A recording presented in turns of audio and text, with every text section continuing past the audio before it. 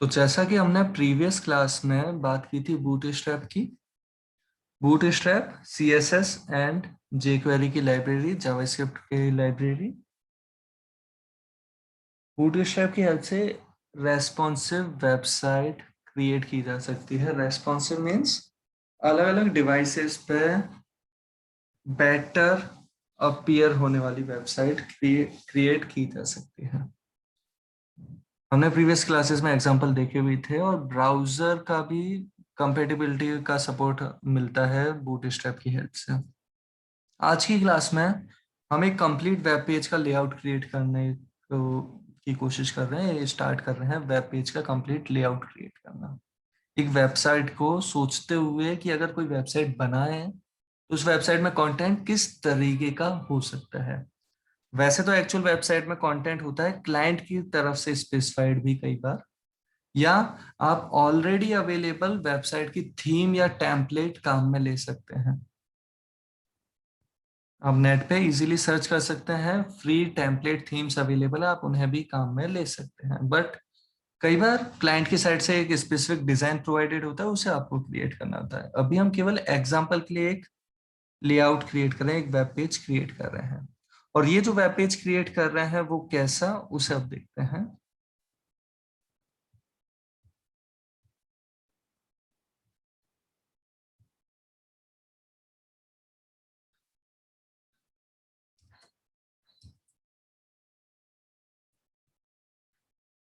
जैसे हमने यहाँ पे एक पेज क्रिएट किया, सपोज index.html, ये पेज हमने क्रिएट किया। इस पेज में हम बूटस्ट्रैप काम में लेना चाह रहे हैं। HTML का बेसिक लेआउट तो प्रोवाइड कर ही सकते हैं, लेकिन साथ के साथ हम बूटस्ट्रैप काम में लेना चाह रहे हैं। तो एक चीज और कर रहे हैं, वो क्या, हमने जो बूटस्ट्रैप प्रीवियस क्लासेस में डिस्कस किया था, जिसे हमने यहाँ पे डाउनलोड कर रखा है अपने इस फोल्डर के अंदर, ये बूटस्ट्रैप की बेसिक वो फाइल्स अवेलेबल हैं जिसमें CSS की फाइल्स भी हैं एंड जावास्क्रिप्ट की फाइल्स भी अवेलेबल हैं। इस फोल्डर को हम यहाँ से कॉपी कर रहे हैं अपने वेबसाइट वाले फोल्डर में। तो ये हमने फोल्डर यहाँ से कॉपी किया। कहाँ कॉपी कर रहे हैं हम, जो अभी वेबसाइट के लिए एक फोल्डर जो क्रिएट कर रहे हैं इसके अंदर ले जाके हमने कॉपी कर दिया। चॉइस आपकी अपनी, आप डायरेक्ट यहाँ पे प्रोवाइड करते हैं या एक सब फोल्डर के अंदर भी आप प्रोवाइड कर सकते हैं। अभी हमने ये डायरेक्टली प्रोवाइड कर दिया। और जैसा हमने एक एग्जांपल प्रीवियस क्लासेस में देखा था बूटस्ट्रैप के लिए, उस पर्टिकुलर एग्जांपल को भी हम यहाँ साथ में ओपन कर रहे हैं एक बार। वो एग्जांपल कैसा था बूटस्ट्रैप के लिए जो हमने एग्जांपल क्रिएट किया था, यहाँ पे हमने ये बूटस्ट्रैप के एग्जांपल में ये पर्टिकुलर पाथ स्पेसिफाई किया था उसकी CSS फाइल के लिए। सिमिलरली जेक्वेरी के लिए भी हमने बात की थी। जेक्वेरी के लिए जो हमने लिया था एग्जांपल, उसमें अगर देखें, not this one, may be this one, तो इसमें हमने जेक्वेरी वाले पार्ट, जावास्क्रिप्ट वाला जो बूटस्ट्रैप का पार्ट है, उसे भी हम काम में लेना चाह रहे थे, तो इसे भी लिंक किया था। सबसे बेसिक फंक्शनैलिटीज इन फाइल्स में अवेलेबल है, बाकी तो और भी फाइल्स अवेलेबल हैं, उन्हें भी आप लिंक कर सकते हैं। बट बूटस्ट्रैप की सबसे बेसिक फंक्शनैलिटीज जावास्क्रिप्ट वाली जो अवेलेबल है उस फाइल को लिंक किया, और बूटस्ट्रैप की जो CSS वाली सबसे बेसिक फंक्शनैलिटी है उस फाइल को भी हमने लिंक कर लिया। अब ये दोनों हम चीजें काम में लेंगे अपने इस पेज पे, जो हम अभी वेबसाइट का एक पेज क्रिएट करने के लिए प्रोवाइड कर रहे हैं। ये हम होम पेज जैसे क्रिएट कर रहे हैं, और इस पर्टिकुलर होम पेज पे एक चीज तो हम लेके आ रहे हैं, वो क्या, वो CSS फाइल का लिंक, और सिमिलर मैनर में ही फोल्डर अवेलेबल है। फोल्डर हमने पूरा ही कॉपी कर लिया था वो बूटस्ट्रैप वाला, तो सिमिलर मैनर में ही वो पाथ अवेलेबल है, तो सेम पाथ वर्क कर जाएगा, ये हमने प्रोवाइड कर दिया। साथ के साथ हमने वो JS वाला जो हमारे पास लिंक अवेलेबल है वो भी हम प्रोवाइड कर रहे हैं, इसे भी हमने कॉपी एंड यहाँ पे प्रोवाइड कर दिया। अपने बॉडी सेक्शन में सबसे लास्ट में प्रोवाइड करना हम प्रिफर कर सकते हैं। अब यहाँ पे जो हम इम्प्लीमेंटेशन परफॉर्म करना चाहते हैं वो क्या, तो हम यहाँ पे सबसे पहले हेडर पे फोकस करना चाहते हैं। और हेडर पे फोकस करने के लिए हमारे पास जो फोल्डर अवेलेबल है, कौन सा, जो हमने एग्जाम्पल्स डाउनलोड किए थे बूटस्ट्रैप की साइट से ही, वो फोल्डर हम ओपन कर रहे हैं, और उस फोल्डर के अंदर हेडर्स नाम से एक फोल्डर अवेलेबल है।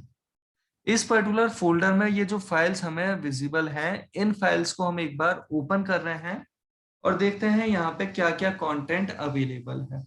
तो पहली एक चीज तो हम कर रहे हैं, इस फाइल को ब्राउजर पे ओपन कर रहे हैं। दूसरी चीज, इस पर्टिकुलर फाइल जहां पे हेडर अलग अलग डिजाइन, अलग अलग लेआउट के अवेलेबल है, हम इनमें से कौन सा काम में लेना चाह रहे हैं वो हम यहाँ से सेलेक्ट कर सकते हैं। अगर इनमें से कोई सा लेना है तो कस्टमाइज करना है, वो चॉइस आपकी अपनी है, आप क्रिएट कर सकते हैं और ज्यादा इंप्लीमेंटेशन प्रोवाइड कर सकते हैं। बट बहुत बेसिक लेआउट्स यहाँ पे अवेलेबल हैं, जहाँ लोगो इधर, मेन्यू इधर, या बीच में मेन्यू ऊपर हो सकता है, लोगो वाला एक अलग ही आपने डिव प्रोवाइड कर दिया हो, या कुछ इस तरीके से कि लोगो तो साइड में है और बीच में मेन्यू अवेलेबल है, या मेन्यू भी लेफ्ट साइड में। नॉर्मली लोगो तो लेफ्ट साइड में ही प्रिफर किया जाता है, तो उसके रेस्पेक्टिवली ये कुछ लेआउट्स क्रिएटेड है इस पेज पे जो हेडर्स फोल्डर के अंदर अवेलेबल है।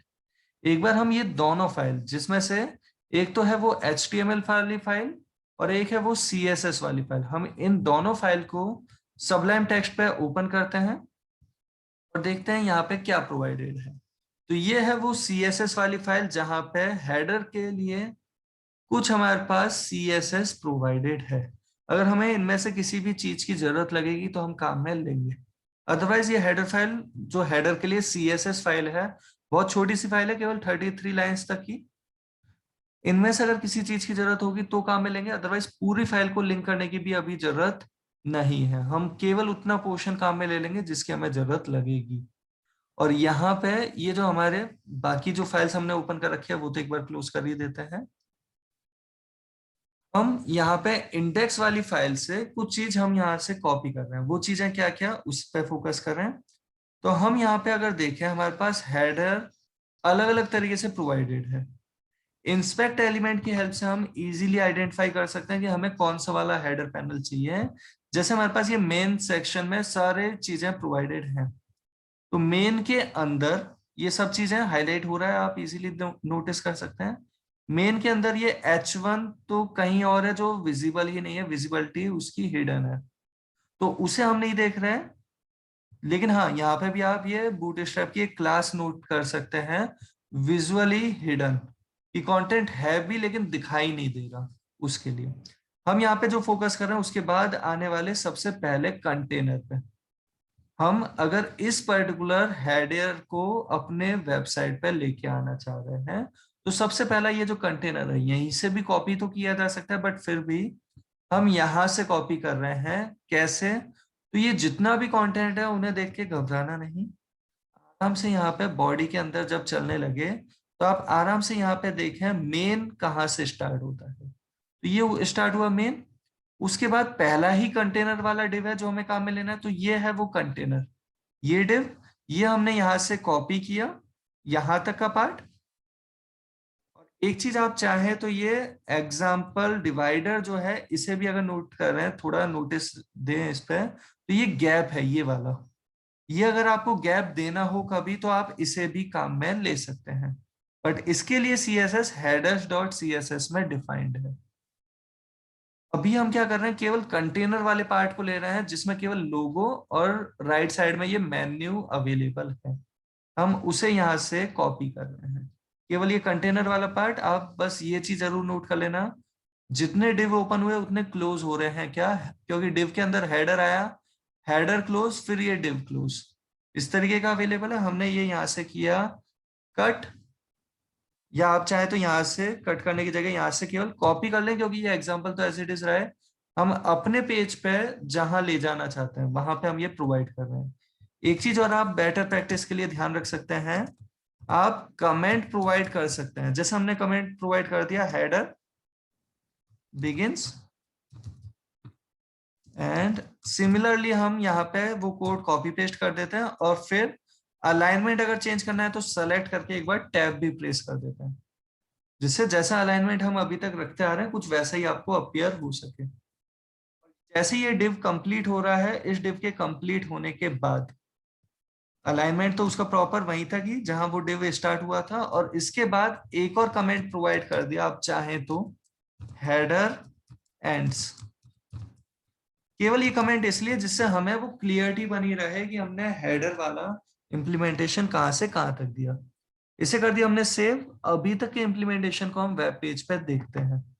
इसे हमने ब्राउजर पे ओपन किया अपने इस पेज को, तो ये हमारे पास वो चीज आ चुकी है जहां पे ये हेडर अवेलेबल हो गया। वो बात अलग है, हेडर में यहाँ पे वो जो सिंबल दिख रहा था हमें एक लोगो, वो सिंबल यहाँ पे नहीं आया। रीजन उसका, इस पे इंस्पेक्ट एलिमेंट करोगे तो आप इजीली आइडेंटिफाई कर सकते हैं। यहाँ पे वो एक एसवीजी फाइल प्रोवाइडेड थी, एक इमेज अवेलेबल है बेसिकली वहां। एक बार हम देखें कोड में कहाँ पे है, ये हमारा एंकर टैग, इसके अंदर ये अवेलेबल है। ये एसवीजी उस इमेज को रिप्रेजेंट कर रहा था, जो इमेज हमारे वहीं उसी पेज पे तो अपीयर हो पा रही है, इस पेज पे नहीं।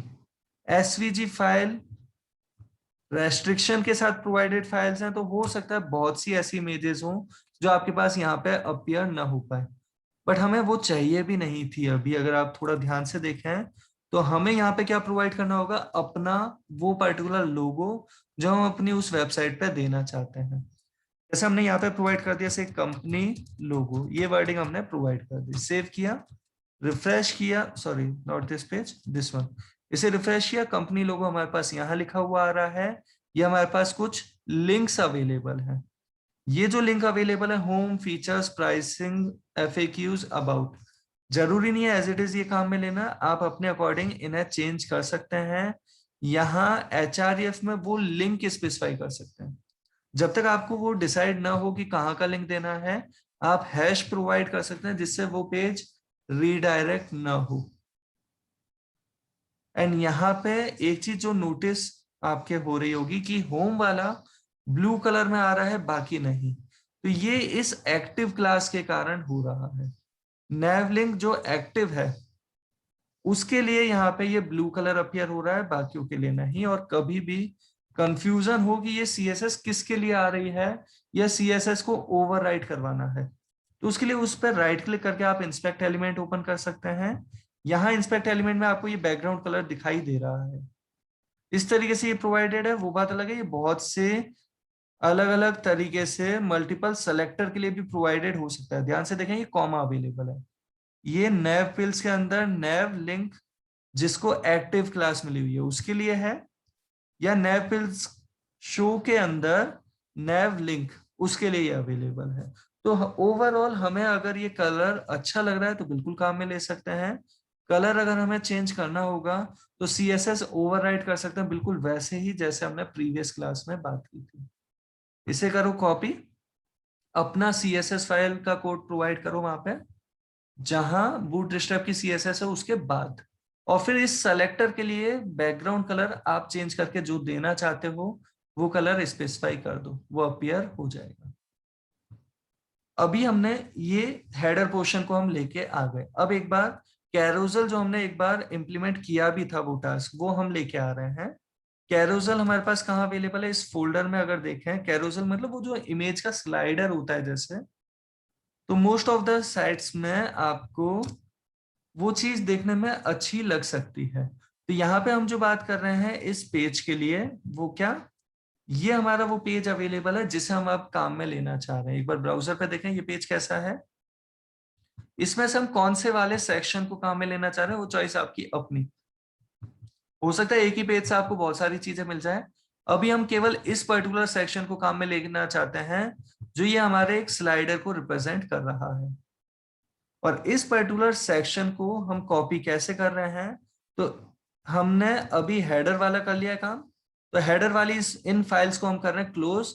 सीएसएस फाइल हमें अभी कुछ भी यूजफुल इसमें से नहीं लगा, क्योंकि जैसा आ रहा है वैसा ठीक ठाक अगर विजिबल हो रहा है, तो हेडर्स के सीएसएस फाइल से अलग से कुछ भी नहीं लिया। सीएसएस जो बूटस्ट्रैप की अवेलेबल थी उसी से काम चल गया इस पूरे के लिए, हेडर सेक्शन के लिए। तो अलग से हमने कुछ भी सीएसएस वाला पार्ट हेडर्स फोल्डर से नहीं लिया। अब हम जो फोकस कर रहे हैं उसके लिए यहाँ कमेंट कर दें वापस से आप चाहो तो, और हम फोकस कर रहे हैं किस पे, कैरोजल। आप चाहो तो यही वर्ड रखो या आप कमेंट में अपनी तरफ से वर्डिंग प्रोवाइड कर सकते हो। जैसे हमने यहाँ पे प्रोवाइड कर दिया होम पेज स्लाइडर, ऐसे कुछ भी हमने कमेंट प्रोवाइड कर दिया जिसमें हम कहते हैं पहले ये बिगिंस। कमेंट्स प्रोवाइड करना बेटर अप्रोच रहेगी, बाकी आपकी चॉइस है, कंपलसरी नहीं है कमेंट प्रोवाइड करना, और एक्चुअली तो एग्जैक्ट ऐसा लेआउट क्रिएट करना भी कंपलसरी नहीं है। हम यहाँ पे जो बात कर रहे हैं, स्लाइडर बिगिन वाला कमेंट दिया, एंड वाला दिया, और इसके बीच में स्लाइडर का कंटेंट लेके आना चाह रहे हैं, और वो कहां से, इस फाइल से। इस फाइल को हम ओपन कर रहे हैं एक बार, तो ओपन विथ सबलाइम टेक्स्ट, इस तरीके से हमने ओपन कर लिया। और ये जो हमारे पास आ रहा है अभी कोड, इस कोड में से हम कैरोजल वाले पार्ट को लेके आना चाह रहे हैं। एक बार कंफर्मेशन के लिए यहाँ पे देखें कैरोजल वाला पार्ट कहाँ पे है। तो ये इसमें भी क्योंकि टॉप पे हेडर अवेलेबल था, हमें हेडर नहीं चाहिए वापस से यहाँ से, हमें हेडर वही वाला चाहिए था, और यहाँ से हम कैरोजल लेना चाहते हैं। तो देखें ये कैरोजल मेन के अंदर ही स्टार्ट हो रहा है, तो मेन के अंदर जो पहला डिव अवेलेबल है कैरोजल वाला, उसे हम लेना चाहते हैं। कैसे ले रहे हैं वो देखें, मेन के अंदर, मेन स्टार्ट कहां से हो रहा है, हेडर ही चल रहा है अभी, तो ये मेन स्टार्ट हुआ, और इसमें ये हमें मिल गया वो डिव। ये डिव हमने यहां से कॉपी किया, एंड जहां तक वो डिव क्लोज नहीं हो रहा वहां तक का हम पूरा कॉपी कर लेंगे। ये हमारे कैरोजल के ही कंट्रोल चल रहे हैं, कैरोजल से रिलेटेड ही चल रहा है। यहाँ पे भी आपको कमेंट देखने को मिलते रहेंगे, ये हमने पूरा कॉपी कर लिया यहाँ तक का। ये कमेंट आपको इजीली आइडेंटिफाई करने में भी हेल्प करेगा कि कहाँ तक का पोर्शन लेना है। इस तरीके से हम लेके आए, यहाँ पे हमने कर दिया उसे पेस्ट। ये पूरा जो कोड अवेलेबल है, अलाइनमेंट अगर आप चेंज करना चाहें बिल्कुल चेंज कर सकते हैं, वही शिफ्ट के साथ सेलेक्ट करते हुए हम गए एंड टैब प्रोवाइड कर सकते हैं। हम टैब से क्या होगा, वो अलाइनमेंट चेंज हो जाएगा। जैसे हमने यहाँ तक सेलेक्ट किया और ये टैब प्रोवाइड कर दिया, तो इस तरीके से हम ये अलाइनमेंट चेंज कर रहे हैं। फिर भी कभी अगर आपको ऐसा लगे कि ये प्रॉपर वैसा अलाइनमेंट नहीं मिल पाया जैसा हम चाहते हैं, तो कोई बात नहीं, आप इस आउटर को इस तरीके से जरूर कर सकते हैं जिससे आप इजीली ये ध्यान रख सकें कि ये वाला डिव कंप्लीट हो चुका है इसके अंदर।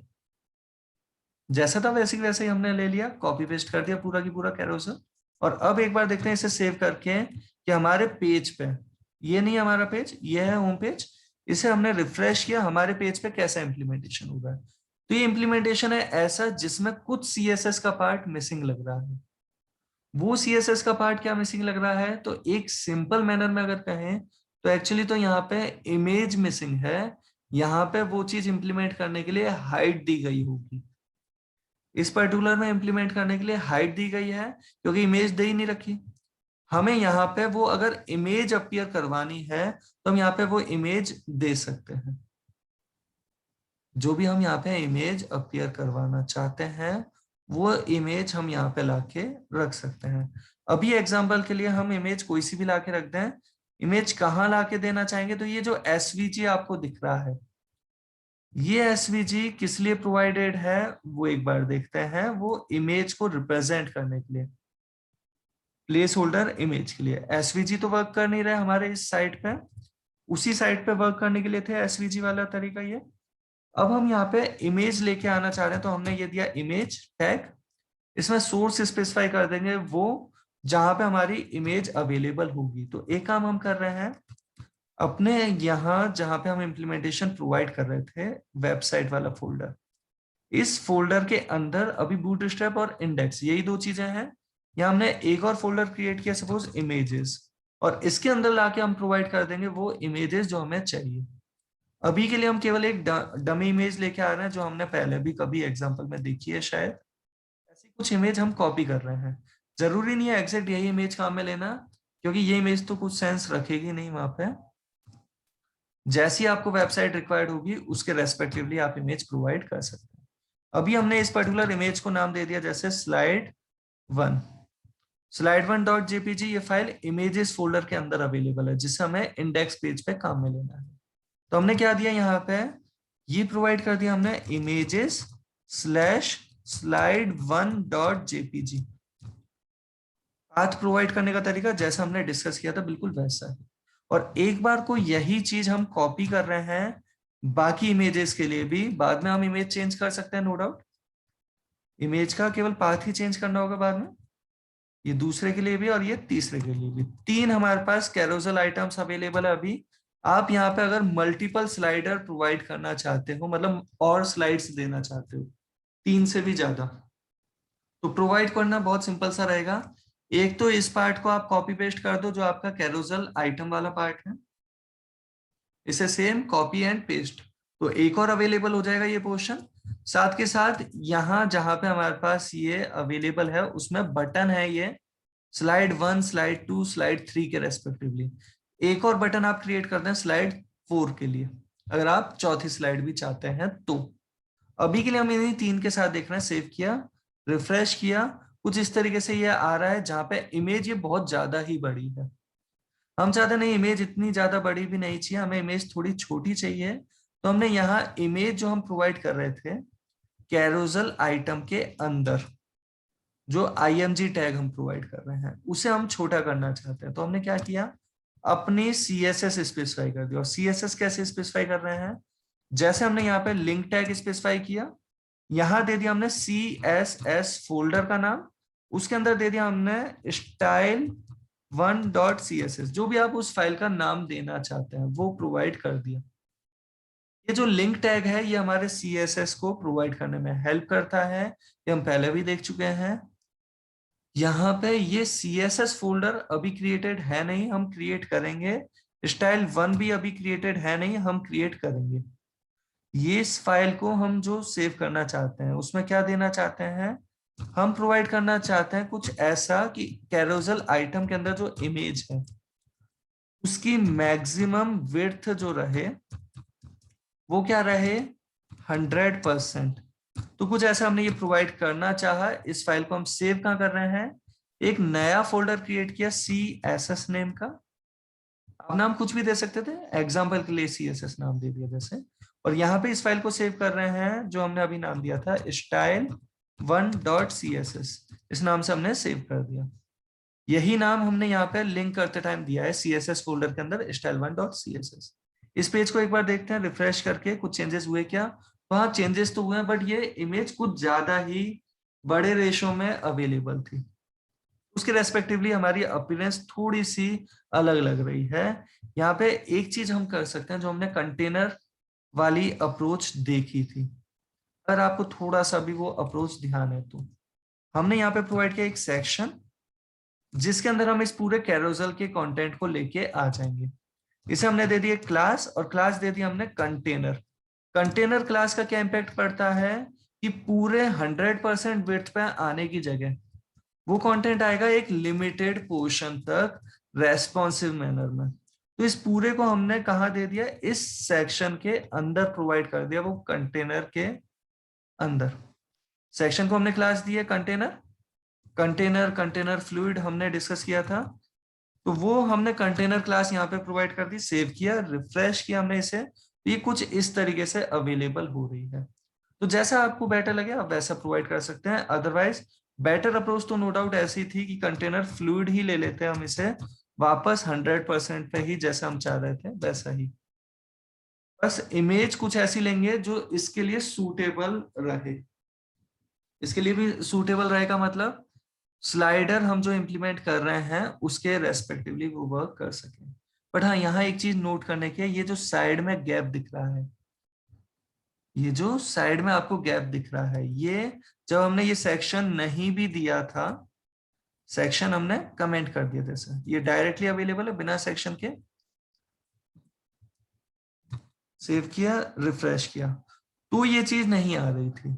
जैसे ही हमने वो सेक्शन प्रोवाइड किया तब ये चीज अपीयर हो रही है। तो अगर हम चाहते हैं वो सेक्शन आने से ये चीज आ रही है उसे ओवरराइट करवाना, तो बिल्कुल ओवरराइट करवाया जा सकता है। कैसे, तो पहले वो आइडेंटिफाई करो कि ये गैप है किसका। इंस्पेक्ट एलिमेंट किया, इंस्पेक्ट एलिमेंट किया, एंड यहाँ पे इंस्पेक्ट एलिमेंट में जो हमारा वो सेक्शन अवेलेबल है उस पर हमने क्लिक किया। सेक्शन को यहाँ पे ये क्या चीज मिली हुई है जिसके कारण ये गैप आ रहा है, तो विड्थ 100% है, फिर भी यहाँ पे पैडिंग स्पेसिफाइड है, पैडिंग लेफ्ट और राइट की स्पेसिफाइड है, वो बात अलग है। ये CSS एडवांस CSS काम में लेते हुए VAR फंक्शन काम में लेते हुए प्रोवाइडेड है। हमें ये नहीं चाहिए तो हम पैडिंग राइट और पैडिंग लेफ्ट को 0 स्पेसिफाई कर दें अगर इस पर्टिकुलर सेलेक्टर के लिए, तो अपने आप ये चीज रिमूव हो जाएगी। इस सेलेक्टर के लिए जैसे एक बार बस विजिबल करवाने के लिए यही इंस्पेक्ट एलिमेंट में ही करके अगर दिखाएं, तो इसी सेलेक्टर को हमने कॉपी पेस्ट किया और इसके लिए पैडिंग लेफ्ट हमने स्पेसिफाई कर दिया 0। सिमिलरली लेफ्ट स्पेसिफाई किया जैसे 0, तो ध्यान से देखें लेफ्ट साइड वाला गैप रिमूव हो गया। पैडिंग राइट हमने स्पेसिफाई अगर कर दिया होता 0, तो वो भी रिमूव हो जाएगा। तो कभी अगर आपको जरूरत पड़े ऐसे बूटस्ट्रैप से मिली हुई चीजों को ओवरराइट करने की, तो इस तरीके से ओवरराइट कर सकते हैं, वो बात अलग है। अभी हमने इसे सेव नहीं किया है वहां पे, क्योंकि हम जानबूझ के ऐसा नहीं देना चाह रहे। अभी उस सेक्शन को हमने हटा दिया, जो सेक्शन अभी थोड़ी देर पहले हमने प्रोवाइड किया था, उस सेक्शन को हटा दिया, क्योंकि स्मॉल साइज पे भी अगर उसमें कुछ फायदा हमें नहीं मिल रहा, तो फुल विड्थ पे ही हम देख रहे हैं, उसे इमेज अलग प्रोवाइड कर सकते हैं स्लाइडर के रेस्पेक्टिवली। और हाँ, यहाँ पे अगर आपको वो गैप नोटिस हो रहा हो, ये गैप पॉसिबली अगर अच्छा नहीं लग रहा हो, तो इसे रिमूव करने का जरूर तरीका देख सकते हैं। अभी तो हमने क्या किया इसे रिमूव करने के लिए, तो इंस्पेक्ट एलिमेंट हम कर रहे हैं यहाँ रैंडमली इस स्पेस में। इंस्पेक्ट एलिमेंट किया तो बॉडी ही आ रहा है। अब बॉडी पे तो ये कुछ भी प्रोवाइडेड है नहीं, मार्जिन वगैरह, तो हमने यहाँ इसे सेलेक्ट किया, इस पे कुछ चीज नहीं है। हम इस पे आते हैं, इस पे भी कुछ चीज नहीं है, तो यहाँ पे आइडेंटिफाई करना पड़ेगा कि बीच में गैप लेके कौन आ रहा है। कंटेनर ऊपर खत्म दिख रहा है, कैरोजल नीचे दिख रहा है, और कमेंट का तो कभी ये गैप आएगा नहीं। तो यहाँ कंटेनर में देखें कि कंटेनर में कोई चीज है क्या जो ये गैप लेके आ रही है। तो कंटेनर के अंदर वो जो हेडर वाला कंटेनर था, उसके अंदर हेडर टैग जो अवेलेबल है, उस पे ये कुछ गैप प्रोवाइडेड है मार्जिन बॉटम, उससे ये हमें गैप मिल रहा है। तो मार्जिन बॉटम अगर हमें नहीं चाहिए, तो हम मार्जिन बॉटम को रिमूव कर रहे हैं यहां से। कैसे? तो ये मार्जिन बॉटम जो हमारे पास अवेलेबल था, इस पर्टिकुलर चीज को हमने रिमूव कर दिया, सेव किया, रिफ्रेश किया, तो वो रिमूव होके कुछ इस तरीके से हमारे पास आ गया है। तो ये है वही पेज जो अभी हम क्रिएट कर रहे हैं, जिसमें हेडर पार्ट लेके आ गए, हम स्लाइडर वाला पार्ट लेके आ गए हैं। लिंक चेंज कर सकते हैं, वहां वर्डिंग चेंज कर सकते हैं सब जगह पे। फीचर्स चाहिए, प्राइसिंग चाहिए, क्या चाहिए वो आप प्रोवाइड कर सकते हैं। जैसे हमने यहाँ दे दिया, सपोज ये चेंज करते हुए अबाउट अस यहाँ कर दिया, या हमने प्राइसिंग की जगह सपोज सर्विसेज कर दिया, या एफएक्यूज रहने दिया, और ये कॉन्टेक्ट अस कर दिया। तो जैसा भी आप चाहें वैसा ये प्रोवाइड कर सकते हैं। सेव किया, रिफ्रेश किया, तो यहाँ वो वर्डिंग चेंज होके आ चुकी है। कंपनी लोगो वो इमेज प्रोवाइड की जा सकती है, जो लोगो आप यहाँ पे देखना चाहते हैं। और यहाँ तक का पोर्शन अगर इंप्लीमेंट हो चुका है, इमेज अगर छोटी होती तो ऑटोमेटिकली ये कंटेंट उसके रेस्पेक्टिवली अवेलेबल होता। एक काम हम कर देते हैं, यहाँ इमेज जानबूझ के हम छोटा कर रहे हैं। इमेज का साइज अभी जो आ रहा है उसे इंस्पेक्ट से देखते हुए, ये प्रिफरेबल अप्रोच नहीं कहेंगे हाइट छोटा करना, पहले से इमेज ही इस रेशो में लेनी चाहिए थी जिसकी हाइट छोटी रहती। अभी हम यहाँ पे जो इमेज काम में ले रहे हैं, इस पर्टिकुलर इमेज के अपीयर होते टाइम पहले ये एक्टिव हो जाए। ओके, ये एक्टिव जैसे हुआ तो ये इमेज का साइज यहाँ हाईलाइट होता है, 854 हमें लिखा हुआ दिखाई दिया था। ओके, तो 854 समथिंग ऐसा हाइट आ रहा है, हम उसे छोटा कर रहे हैं।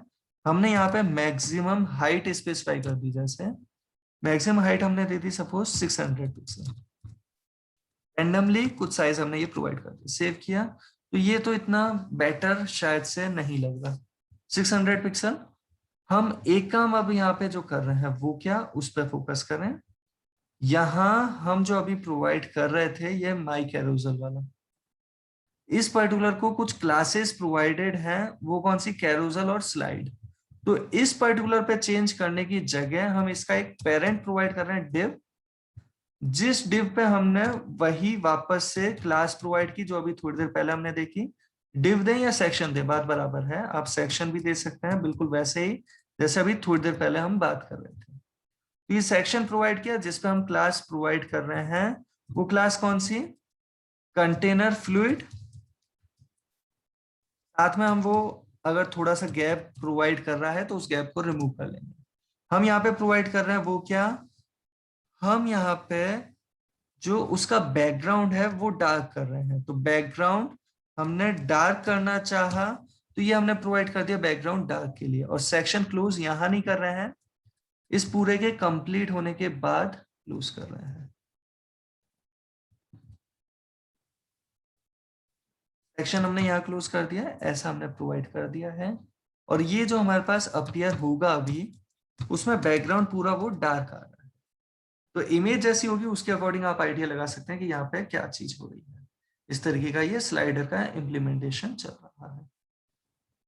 स्लाइडर के इम्प्लीमेंटेशन में ये 3 अलग अलग स्लाइड में कंटेंट, एक में पहली वाली स्लाइड में जैसे लेफ्ट साइड में आ रहा है, दूसरी में सेंटर में आ रहा है और तीसरी में राइट में आ रहा है। उसका रीजन है यहाँ पे जो क्लास प्रोवाइड की गई है टेक्स्ट स्टार्ट में चाहिए, या आपको वो टेक्स्ट चाहिए वो कहाँ चाहिए, वो बता दिया गया कुछ भी ना देते हुए, तो अपने आप वो सेंटर में आ रहा है। और यहीं पे अगर हम बात कर रहे हैं टेक्स्ट एंड अगर स्पेसिफाई कर दिया तो वो कैरोजल का वो जो हाईलाइट होने वाला कंटेंट है वो एंडिंग में आ रहा है, राइट साइड में आ रहा है। तो टेक्स्ट स्टार्ट और एंड अगर हम हटा दें तो तीनों ही स्लाइड का कंटेंट सेंटर पे अपीयर होगा। अगर हम ये टेक्स्ट एंड हटा दिया हमने, क्योंकि तीनों का आप जैसे देना चाहें, चॉइस आपकी अपनी। टेक्स्ट स्टार्ट भी हटा दिया तो तीनों का ही सेंटर पे अपीयर होगा। रिफ्रेश किया इसे, पहले का भी यहाँ पे, दूसरे का भी यहाँ पे कंटेंट आएगा, तीसरे का भी कंटेंट यहाँ पे आएगा। ये इमेज में लिखी हुई वर्डिंग है जो हमें यहाँ पे दिखाई दे रही। कई बार ऐसा भी किया जाता है कि इमेज में भी कुछ लिखा हुआ होता है जो दिखाई देता रहता है। अच्छा, एक चीज और अभी तक के इम्प्लीमेंटेशन में हम नोटिस कराना चाहेंगे, वो क्या, इसे अगर हम रिसाइज कर रहे हैं तो ध्यान से देखें, रिसाइज करने पर भी ये कंटेंट हमारा अवेलेबल है, वो रेस्पॉन्सिव मैनर में अवेलेबल है, हॉरिजॉन्टल स्क्रॉल की जरूरत नहीं है। वो बात अलग है, हमारी जो इमेज है उस इमेज पे कुछ कंटेंट लिखा हुआ है, उस पे ये ऊपर जब कंटेंट लिखा हुआ आ रहा है तो अच्छा नहीं लग रहा। यहां तक सही लग रहा है, इससे छोटे साइज पे हमें अच्छा नहीं लग रहा। तो अगर हम चाहते हैं यहाँ पे वो कंटेंट जो अपीयर हो रहा है वो सारे साइज पे अपीयर नहीं, किसी पर्टिकुलर साइज पे ही हमें वो अपीयर करवाना है। वो जो हमारा कंटेनर के अंदर कंटेंट जो अवेलेबल है, कैरोजल का कैप्शन जो अवेलेबल है, हमें हर एक साइज पे नहीं, किसी पर्टिकुलर साइज पे ही अपीयर करवाना है। तो हमने ये दिया डी, डिस्प्ले वाले सेंस को स्पेसिफाई करने के लिए, और डी हमने प्रोवाइड किया यहाँ पे जैसे से एल जी, इस तरीके से दिया। कौन सी वाली स्लाइड पे दिया हमने, ये फर्स्ट वाली स्लाइड पे। एक बार देखते हैं रिफ्रेश करके, sorry not this one, this one, okay. Refresh किया, पहली स्लाइड पे ये कंटेंट आ रहा है, यहाँ पे भी आ रहा है, यहाँ पे भी। अब हम क्या कर रहे हैं वो समझें। हमने ये जो अभी प्रोवाइड किया है डी एल जी, हम इसी तरीके का ये प्रोवाइड कर रहे हैं D none. D none display none वाले साइंस को रिप्रेजेंट करता है, और लार्ज होने पे हम इसे ब्लॉक अपीयर करवाना चाहते हैं कि नॉर्मल मोबाइल साइज पे तो क्या हो, डिस्प्ले नन। लार्ज साइज पे एलजी हमने बात की थी, S M, M D, L G, XL, small, medium, large, extra large, उस सेंस में हमने बात की थी पहले भी। इस तरीके से अगर हमने दिया, अपने इस पेज पे रिफ्रेश किया, ओके, ये सीएसएस में अवेलेबल नहीं है आई गेस। तो हम ट्राई कर लेते हैं, सेव किया, रिफ्रेश,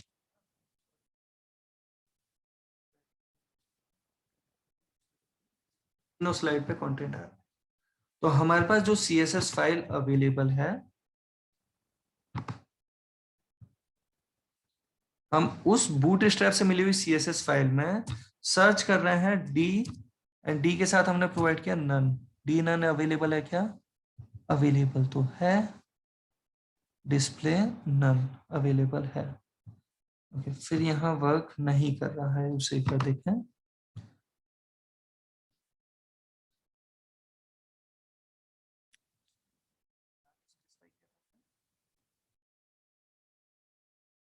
डी नन वर्क कर रहा है। अब अगर बात कर रहे हैं वो वर्क हमें करता हुआ दिखाई क्यों नहीं दिया, क्योंकि स्मॉल स्क्रीन के लिए हम कह रहे हैं, हम खुद ही कह रहे थे, फिर भूल गए उस चीज को चेक करते टाइम। डी नन हमने स्पेसिफाई किया, डिस्प्ले नन स्पेसिफाई कर दिया मोबाइल साइज वाले के लिए, जबकि लार्ज पे वो ब्लॉक में अपीयर करवा रहे हैं, ब्लॉक मैनर में अपीयर करवा रहे हैं। इस पर्टिकुलर पेज को रिफ्रेश किया, और इससे जब हम स्मॉल साइज पे देख रहे हैं, मोबाइल साइज पे जैसे, या हम कहते हैं लार्ज से छोटे साइज पे, तो हमें ये विजिबल, वो कंटेंट पहली स्लाइड के अंदर विजिबल हो रहा है या नहीं वो देखें, नहीं है। दूसरी स्लाइड के अंदर है, तीसरी के अंदर है, पहले के अंदर नहीं है। रीजन, हमने खुद ने उसे ये क्लासेस प्रोवाइड कर दी। ये डी नन डिस्प्ले नन को रिप्रेजेंट कर रहा है, और डी एल जी ब्लॉक लार्ज पे आके ब्लॉक वाले मैनर में वो विजिबल हो जाए। यही चीज हमने तीनों के लिए प्रोवाइड कर दी, या एलजी की जगह हम एक बार ये एमडी के साथ प्रोवाइड कर रहे हैं, मीडियम पे विजिबल होने लग जाए उसके लिए। तो मीडियम साइज पे आके विजिबल हो, उससे स्मॉल पे विजिबल नहीं हो। तो कुछ ऐसा हमने ये प्रोवाइड कर दिया इन तीनों के साथ। और ये जब हमने दिया, सेव किया, इसे किया हमने रिफ्रेश, तो इस पर्टिकुलर साइज तक ये अपीयर हो रहा है। मीडियम से कम होने पे वो अपीयर नहीं होगा, यहाँ अपीयर नहीं होगा। ओके, ओवरलैपिंग आ रही है थोड़ी सी, तो हम इसे एमडी की जगह लार्ज कर देते हैं। जहां पे भी हमने इसे काम में लिया है उन सब जगह पे एक बार कर दिया, जैसे हमने एल तरीके से हमने प्रोवाइड कर दिया तीनों जगह पे डी एल जी, और फिर ब्लॉक दिया है डी नन और डी एल जी ब्लॉक। तो मोबाइल पे तो वो छुपा हुआ है, मीडियम पे भी, स्मॉल मीडियम पे। जैसे ही लार्ज पे आएगा तब वो कंटेंट लिखा हुआ दिखाई देगा इस तरीके से। तो रेस्पॉन्सिव मैनर में कई बार ऐसा भी किया जाता है कि कुछ कंटेंट को छुपा दिया जाता है किसी साइज पे, और किसी साइज पे विजिबल करवा दिया जाता है। अभी तक के इम्प्लीमेंटेशन का अगर आपको आइडिया लगा है, तो इसी में एक छोटा सा इम्प्लीमेंटेशन और देख लेते हैं। वो क्या? तो हम जो ये अभी क्रिएट कर रहे थे बूटस्ट्रैप के इन बेसिक फंक्शनैलिटीज, जो एग्जांपल्स अवेलेबल है उनकी हेल्प से कर रहे हैं। और वहीं पे एक एग्जांपल और हम देख रहे हैं, ये हीरोज वाला जो फोल्डर दिख रहा है, इस फोल्डर की इस फाइल को हम ओपन कर रहे हैं ब्राउजर पे, एंड देखते हैं ये हमें कैसा अवेलेबल होता है। तो ये है, ये दूसरा सेक्शन है, ये तीसरा सेक्शन है। आपको इनमें से जो भी सेक्शन काम में लेना है वो आप काम में ले सकते हैं। फॉर एग्जाम्पल हम इनमें से ये तीसरे वाले सेक्शन को काम में लेना चाहते हैं, तो इस पर्टिकुलर सेक्शन को हम काम में लेना चाहते हैं, तो ये कहाँ अवेलेबल है उसे हमें फाइंड आउट करना पड़ेगा। यह कंटेनर CULXXL8 इस तरीके से, जिसमें कंटेंट रेस्पॉन्सिव लेफ्ट जैसा दिखाई दे जाए। तो हम यहाँ इस पर्टिकुलर फाइल को जब ओपन कर रहे हैं सबलाइम टेक्स्ट में, इस पर्टिकुलर के अंदर हम सर्च करते हैं कंटेनर हमारे जो अवेलेबल है उन्हें, और ये जो हमारे पास अवेलेबल कंटेनर है जिसमें वो कंटेंट हमें दिखाई दे रहा है रेस्पॉन्सिव लेफ्ट वाला, इस पूरे कंटेनर को हमने कर लिया कॉपी, एंड यहाँ पे हम इसे प्रोवाइड कर रहे हैं अपने उसी पेज पे स्लाइडर के खत्म होने के बाद। और जैसे ये स्लाइडर खत्म हुआ था हमारा, उसके बाद हम यहाँ पे प्रोवाइड कर रहे हैं जैसे वन मोर सेक्शन, ऐसे ही हमने अभी प्रोवाइड कर दिया इसे। स्टार्ट बिगिंस वाले सेंस को रिप्रेजेंट कर सकते हैं आप, वहां पे दे सकते हैं। अभी के लिए केवल ये कॉपी किया, पेस्ट कर दिया, सेव किया, एंड यहाँ पे अपने इस पेज को अगर हम चेक कर रहे हैं जिसपे हम अभी इंप्लीमेंटेशन कर रहे थे, not this one, not this one, दोनों ही पेज नहीं है, ये हमारा पेज ये वाला, ये जो पेज है इसे कि हमने रिफ्रेश, और रिफ्रेश करते ही यहाँ पे हमारे पास कंटेंट कुछ ऐसा आ रहा है। वो इमेज नहीं आई क्योंकि इमेज हमने कॉपी की ही नहीं है। वो इमेज कौन सी हमें कॉपी करनी है वो हमें यहाँ दिख जाएगा इजीली। ये जो हमारे पास अवेलेबल IMG टैग है उसमें आपको ये SRC दिख रहा है, बूटस्ट्रैप themes.png। हम इस फाइल को कर रहे हैं यहाँ पे कॉपी, ये थीम्स वाली को। कहाँ पे? लेकिन अपने उस फोल्डर के अंदर जो हमारा वेबसाइट वाला फोल्डर है उसके अंदर, इमेजेस फोल्डर के अंदर हमने ये कॉपी कर दिया। तो अब ये डायरेक्ट अवेलेबल नहीं है, ये है इमेजेस फोल्डर के अंदर। सेव किया हमने इसे, इस पेज को किया रिफ्रेश, तो कुछ इस तरीके से ये अपीयर हो रहा है। तो होपफुली यहाँ तक की बात का आप सभी को कुछ आइडिया लगा होगा। बाकी चॉइस आपकी अपनी है, आप इस तरीके से आगे कितना इम्प्लीमेंटेशन प्रोवाइड करना चाहते हैं। हम जैसे यहाँ पे बस एक सेक्शन आपको थोड़ा ध्यान दिला रहे हैं कि यहाँ क्लास अगर बैकग्राउंड डार्क दे दिया हमने, और इस तरीके से देने पे हम यहाँ पे एक पैराग्राफ अगर दे दें, और पैराग्राफ में और कुछ नहीं कॉपीराइट, तो वो चीज हमारे बॉटम पे अपीयर हो रही होगी। सेव किया, रिफ्रेश किया, एंड इस पेज के बॉटम पे ये हमारे पास कंटेंट आ रहा है। बस वो कंटेंट जो हमारे पास है वो अभी कैसा है वो आप जानते हैं। ब्लैक कलर डार्क कलर में ही आ रहा है तो वो विजिबल नहीं हो रहा। हमने पैडिंग दे दी कुछ इस तरीके से, और टेक्स्ट वाइट स्पेसिफाई कर दिया हमने, जैसा हमने प्रीवियस क्लास में देखा था। तो उस केस में ये वर्क कर जाएगा, एक बार देखते हैं।